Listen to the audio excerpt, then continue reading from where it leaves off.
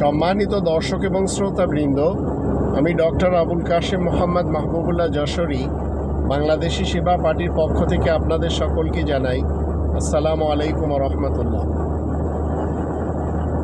আপনি যদি এই ভূখণ্ডকে পছন্দ করেন, এটাই যদি আপনার আমার জন্মভূমি হয়ে থাকে, আর নিশ্চিত সেটি আমরা সবাই জানি, তাহলে আপনি ভিনদেশ প্রেমী কেন হচ্ছেন?